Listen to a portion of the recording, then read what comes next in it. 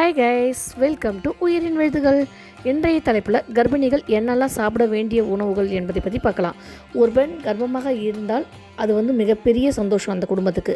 அந்த காலத்தில் தாயின் உடல் நலமும் மனநலமும் மிகவும் முக்கியமானதாக கருதப்பட்டது. பழைய காலங்களில் மருத்துவ வசதிகள் குறைவாக இருந்தாலும் நம்முடைய முன்னோர்கள் எளிய உணவு முறைகள் மற்றும் நல்ல பழக்க வழக்கங்கள் பின்பற்றி ஆரோக்கியமான குழந்தைகளை பெற்றெடுத்தனர். இன்று அந்த பழமையான சில நல்ல பழக்கங்களை நாம் நினைவூட்டலாம். இவை பல தலைமுறைகளாக சொல்லப்பட்டு வந்த இயற்கையான வழிமுறைகள். பார்க்கலாமா? கர்ப்பிணி பெண்கள் தினமும் 2 ஆரஞ்சு பழங்களை சாப்பிடணும். எதுக்காகன்னு பார்த்தீங்கன்னா, ஆரஞ்சு பழத்தில் இருக்கும் விட்டமின் சி தாயின் உடலுக்கும் குழந்தைக்கும் மிகவும் நல்லது. இது உடலில் நோய் எதிர்ப்பு சக்தியினை அதிகரிக்க உதவுகிறது.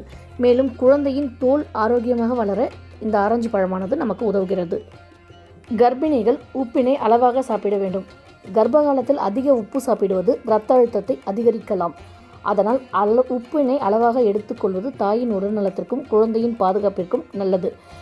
உப்பை பயன்படுத்தும் போது அது அயோடின் கலந்த உப்பாக என்று பார்த்து பயன்படுத்துங்கள். குழந்தையின் மூல வளர்ச்சிக்கு அயோடின் கலந்த உப்பை ரொம்ப அவசியமானதாகிறது. தேங்காய் மற்றும் தயிர் சாப்பிடுங்கள். தேங்காய் மற்றும் தயிர் உடலுக்கு நல்ல கொழுப்பினையும் மற்றும் நல்ல பாக்டீரியாக்களையும் நமக்கு வழங்குகிறது. இது ஜீரணத்தை சீராக வைத்துக்கொள்ள உதவுகிறது. காலை வேளையில் தினமும் இளநீர் குடித்தால் மிகவும் நல்லது. இளநீர் உடலினை குளிர்ச்சியாக வைத்திருக்க உதவுகிறது. உடலில் நீர் அளவினை சரியாக வைத்துக்கொள்ள இந்த இளநீரானது உதவுகிறது. கர்ப்பிணி பெண்கள் தினமும் ஏதோ ஒரு வகையில் தேனினை சேர்த்து கொள்ளுங்கள். தேனானது உடலுக்கு இயற்கையான சக்தியினை கொடுக்கிறது. இரத்த சோகை ஏற்படாமல் தடுக்கிறது. தேனினை தண்ணீரில் கலந்து குடிக்கவும் செய்யலாம், அல்லது பிரெட்டில் தடவி சாப்பிடவும் செய்யலாம். ஏதோ ஒரு வகையில் கட்டாயம் தேன் ஒரு வேளையாச்சு எடுத்துக்கொள்ளுங்கள். அதேபோல் தினமும் மென்மையான இசையினை கேளுங்கள். கர்ப்பகாலத்தில் அமைதியான இசை கேட்பது மன அழுத்தத்தையும் குறைக்கும். தாயின் மன அமைதியானது குழந்தையின் வளர்ச்சிக்கும் நல்லது என்று பல ஆய்வுகள் கூறுகின்றன. மேலும் கர்ப்பகாலத்தில் நல்ல புத்தகங்களை படியுங்கள். நல்ல எண்ணங்கள், நல்ல சிந்தனையின் தாயின் மனநிலையை நல்லதாக வைத்திருக்க உதவும். புத்தகம் படிப்பது என்பது ஒரு கலையாகும். அது மன அமைதியினை நமக்கு ஏற்படுத்தும். கர்ப்பிணிகள் கட்டாயம் புனித நூல்களை படிக்க வேண்டும். ஏனெனில் மன அமைதியும் ஆன்மீக அமைதியும் ஏற்பட வேண்டுமெனில் புனித நூல்கள் படித்தால் மட்டுமே முடியும்.